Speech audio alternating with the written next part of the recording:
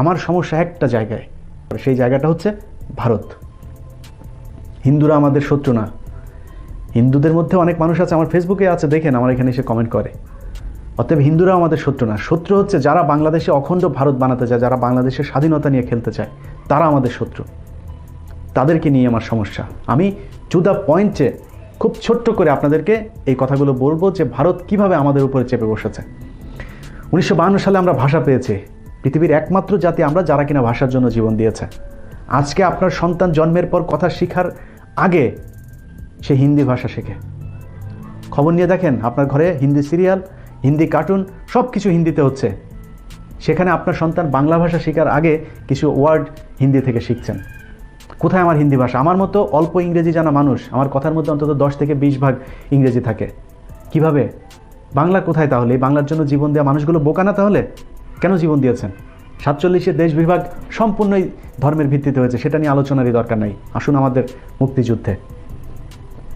মুক্তিযুদ্ধের সময় যে যুদ্ধ হয়েছে, সে যুদ্ধ চলাকালীন সময় আপনারা নিশ্চয়ই জানেন যে নভেম্বরের শেষের দিকে এসে ডিসেম্বর মাসটাতে মূলত যৌথ বাহিনীর যে অভিযান শুরু করা হয়, সেটাতেই পাকিস্তান বাহিনী নাস্তানুবোধ হয় এবং তারা পিছু হটতে বাধ্য হয়।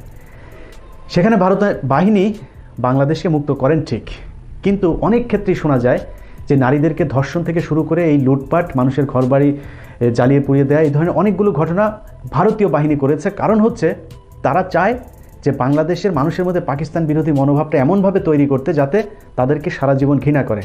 তো সেই পাকিস্তানিদেরকে আমরা ঘৃণা করা উচিত, কিন্তু সেটাকে আরও বেশি উস্কে দেওয়ার জন্য ভারত নিজে থেকে মেয়েদেরকে ধর্ষণ করেছে। নিজে থেকে আমাদের দেশের যে বুদ্ধিজীবী হত্যা দিবস করি আমরা, সেই বুদ্ধিজীবী হত্যা দিবসের পুরো ঘটনাটার সাথেই নাকি ভারত জড়িত, এবং যার এক্সটেনশন হচ্ছে মেজর জলিল এবং চলচ্চিত্রকার জহির রায়হান, এই দুইজনকে খুন করা। মেজর জলিলকে খুন করা হয় কারণ তিনি বাংলাদেশ যখন স্বাধীনতার পরে, আপনারা জানেন যে ভারতীয় বাহিনী কিন্তু বাংলাদেশে এপ্রিলের মাঝামাঝি পর্যন্ত ছিল। 15 তারিখে সম্ভবত তারা বিদায় নেয় বাংলাদেশ থেকে। এই যে জানুয়ারি থেকে এপ্রিল, এই পুরো সময়টা আমাদের দেশে তারা ছিল এবং আমাদের দেশে নানান ধরনের মেশিনারিজ থেকে শুরু করে ভারতীয় পাকিস্তানি বাহিনীর ফেলে যাওয়া অস্ত্র, তাদের মজুতকৃত অস্ত্র, বিদেশ থেকে আসা বিভিন্ন ধরনের সহায়তা, সব কিছু লুটপাট করেছে তারা। এবং এটা সুনীল গঙ্গোপাধ্যায়, ভারতীয় মানুষ, তিনি নিজে লিখে গেছেন, তার বইতে নিজে লিখেছেন তিনি এই বিষয়গুলো। সেই জায়গাতে তারা মুক্তিযুদ্ধের আগে এই কাজগুলো নানানভাবে বাংলাদেশের উপরে টর্চার করেছেন। আমাদের স্বাধীনতা পাওয়ার দরকার ছিল, কিন্তু ভারত আমাদেরকে স্বাধীনতা পাওয়ানোর জন্য তারা আমাদের সাথে আসে নাই। তারা তাদের নিজেদের স্বার্থ আর পাকিস্তানকে দুর্বল করার জন্য আমাদেরকে তারা যুদ্ধের সময় সহায়তা করেছিল। এরপরে যুদ্ধের শেষে আমাদের, আপনারা জানেন যে প্রতিটা দেশের জন্য একটা জাতীয় সঙ্গীত প্রয়োজন হয়। আপনারা দেখুন, সেই জাতীয় সঙ্গীতটা পৃথিবীর মধ্যে এমন একটা দেশ আছে যে দেশের জাতীয় সঙ্গীত অন্য দেশের একজন মানুষ লিখে দিয়েছেন। তাও সমস্যা নেই, আমরা মেনে নিলাম, তিনার জাতীয় সঙ্গীতই আমরা নিলাম। কিন্তু তিনি যে জাতীয় সঙ্গীতটা আমরা এখন ব্যবহার করি, সেই জাতীয় সঙ্গীতটা কিন্তু তিনি লিখেছিলেন কেন? বাংলাদেশের জন্য। তার পুরো যেই কবিতাটা, সেই কবিতাটা তিনি তিনাদের মাকে নিয়ে লিখেছিলেন। তো তিনার মাকে নিয়ে লেখা কবিতার কিছু লাইন কাটছাট করে, যেখানে তাদের হিন্দু ধর্মের বিভিন্ন কথাবার্তা লেখা আছে, সেগুলো বাদ দিয়ে থুয়ে তারপরে আমরা মাকে নিয়ে আসলাম কোথায়? বাংলাদেশের উপরে। তার মানে এই কবিতাটা মনে হচ্ছে জাতীয় সঙ্গীতটা তিনি শুধু বাংলাদেশের জন্য লিখেছেন।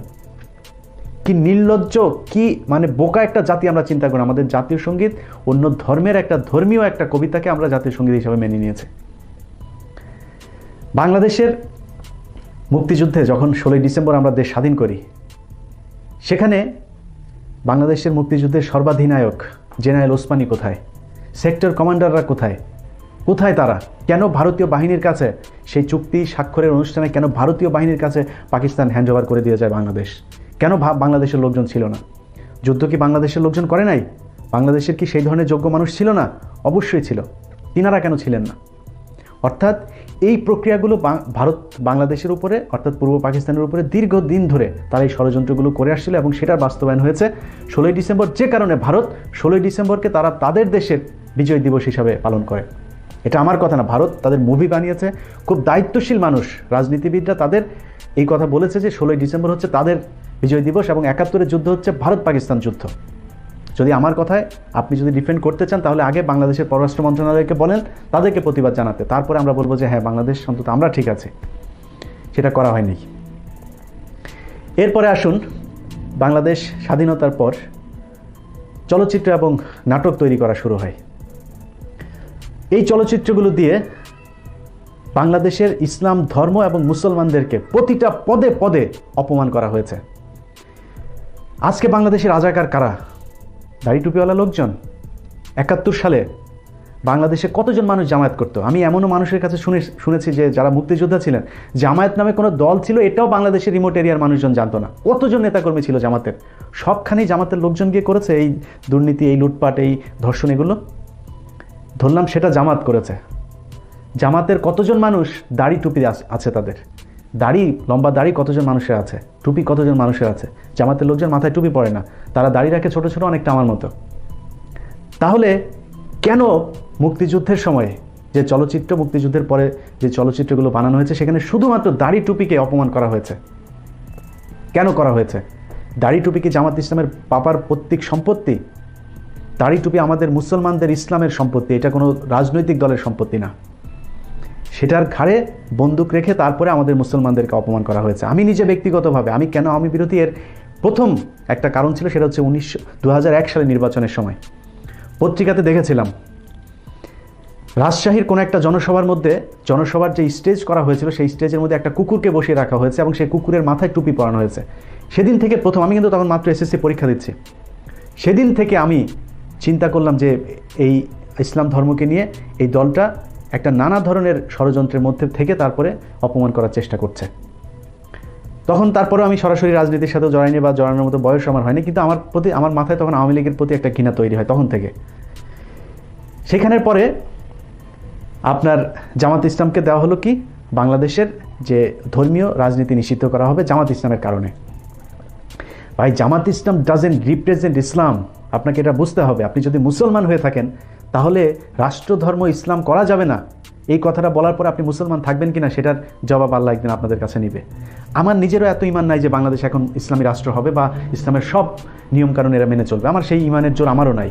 আপনি বলতে না করতে পারেন, কোনো সমস্যা নেই। পৃথিবীর বিভিন্ন দেশে এখন, প্রায় সব দেশে এখন ইসলাম থেকে সরে এসেছে, কারণ মানুষ এখন সেই পরিমাণের ধর্মটাকে তারা লালন করতে চায় না। কিন্তু জামাত ইসলামকে বলা হচ্ছে যে জামাত ইসলামের কারণে রাষ্ট্রধর্ম ইসলাম থেকে সরানো হবে। যদি রাষ্ট্রধর্ম যদি ইসলাম না থাকা হয়, আমি জামাত ইসলামের কাছ থেকে আমার ইসলাম শেখার দরকার নাই। আপনি নিজে কোরআন হাদিস অনুযায়ী যেভাবে চালানো দরকার সেভাবে চালান। আপনি জামাত ইসলামের ঘাড়ে বন্দুক রেখে ইসলামকে নিয়ে কটূক্তি করতে পারবেন না। যদি সেটা করা হয় তাহলে আরবে যখন রাসূল সাল্লাল্লাহু আলাইহি ওয়াসাল্লাম ছিলেন তখন সেই দেশের রাষ্ট্রপ্রধান কে ছিলেন? 4 খলিফার রাষ্ট্রপ্রধান কে ছিলেন? সাহাবীদের রাষ্ট্রপ্রধান কে ছিলেন?